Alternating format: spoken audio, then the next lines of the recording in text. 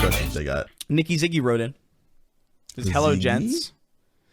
This question is more for Sweeney. Have you seen the English dubbed anime Ghost Stories?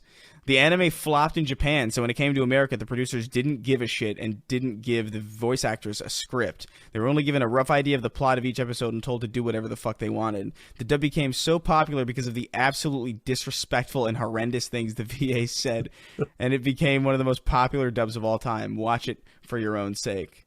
I watched Ghost Stories when Joe and Whiskey everybody first started doing fucking like VO stuff. Yeah. And that shit is so funny, bro. Like you're there's a moment that makes no sense. It's so bad, man. Imagine being a writer of a show and then that's what they do with it. Yeah. It's a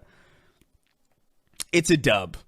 It's a dub for sure. And I think like there's this one, dude, it's different, Chris. Because there's dubs and then there's this. It does feel fake, like when you're, but like I mean, I guess if that's really the context of it, if that is that real though? Is that really the story of the Ghost Stories dub? Because what they didn't care about it. They didn't care about it, man, because it did so bad. Can't, but the, this probably didn't really air anywhere either. Truth be told.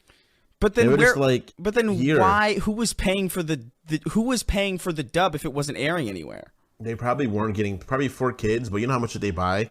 It probably wasn't really going anywhere. Like, this is not working. This airs on 4 kids. Can you imagine the Ghost Stories dub with that rabbit laughing?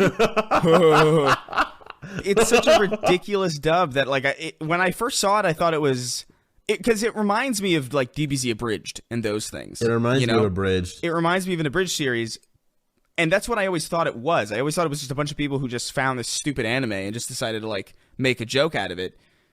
I didn't realize that it was genuinely the VAs. The moment where the little girl's like, we can't leave Kaya still. And the guy turns to him and stone-faced says, I don't care about your cat. It's probably already dead. That is the moment where I ripped apart watching it. It's so fucking fun. Guys, really, if you guys like anime or don't like anime, just look at the Ghost Stories compilation. It'll blow your fucking mind. It's so unbelievable.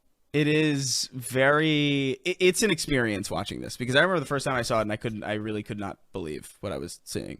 But I slowly was just like, oh, it must be just a bunch of people fucking around. I thought it was well done for a bunch of people fucking around. You know, that was my thing. I remember being like, wow, this is like a really well done fake dub. But there were plenty of those. You know, DBZ Abridged was also really well done. But I also understood the context of it. That's true. What do you think? Do you think DBZ Abridged is a better way to watch the Dragon Ball show? No. It doesn't have the it doesn't have the music that's like the thing, iconic music. But when it comes to like explaining a story in way faster detail and in a because I think DBZ Abridged is just as enjoyable, if not slightly more enjoyable than a regular cartoon for me, especially now that I'm older. I think I don't know. I feel like the opposite. I feel like now that I'm older, I appreciate the original cartoon more. But because like when I was younger, I was like, oh, this is funny. LOL, how silly. Rafflecopter. You know, how fun. But fucking, I don't know. Like, I think with Dragon Ball Z, there's like a lot of charm in how seriously they take it. You know, and that's kind of missing. That's true. They don't have all the yelling and craziness. Yeah, I like love half the of characterization of characters. Half of the identity of Dragon Ball Z is the screaming and like the long transformation sequences and just the very fact that it does take like what 6 hours for Namek to explode in 10 minutes or something. I think that's not the charm for me. The charm for me of Dragon Ball Z is just simply like, I don't know. I watched Dragon Ball first. I'm one of the few people on Earth that watched Dragon Ball before Dragon Ball Z. Yeah. So seeing Goku as an adult made me really happy. And I feel really spoiled by the idea they kind of go on afterwards, like after Dragon Ball Z in general. What do you mean? Because, like, I don't know, like, Super kind of reverts Goku's character back to, like, the very beginning of his character.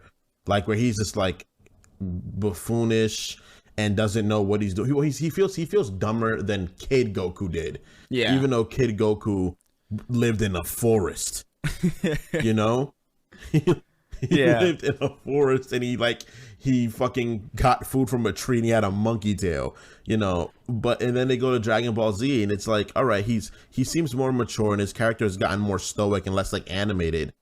And then like they go to GT, and I actually like GT personally, because I saw GT when I was young, and I was like, oh, this is not bad. It's still super silly, and like a lot of weird things happen, but I did enjoy GT. And then even Super has a lot of really cool parts, but there's so much dumb shit that happens, and I'm just like, what the fuck is going on here?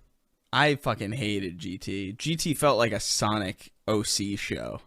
In the GT was weird. I love the music. I love the art style. I love how strange Goku looks sometimes. I love how he's tan also. Yeah, he is super tan in that show. He's tan and weird looking. I just hated how they focused on like the weirdest characters. Like they put like, okay, after Dragon Ball Z, what's the natural evolution of this story? Oh, Goku becomes a kid and fights alongside Trunks and his granddaughter. It's like a sitcom. In space. It's like, here's this man, and then he's fighting alongside the son of his rival and his granddaughter, but they're all older than him. It's like this ridiculous Sabrina the Teenage Witch ass fucking plot. You don't like Sabrina the Teenage Witch, bro? Not as an anime. You don't fuck with Sabrina the Teenage Witch, bro? Remember when they did that weird Netflix reimagination of I watched Sabrina? every episode of that shit. You would. What does that mean? Nah, nothing. Nothing. What does that mean, Chris? Nah, you know, you're a fan. You're a connoisseur of the feminine arts. You know? What does that mean? It means you like shows that you probably wouldn't be acceptable to like in Russia. You know? Oh, well, that because of what? Because of me being a man, I can't like Sabrina the Teenage Witch? Yeah. Well, you're right.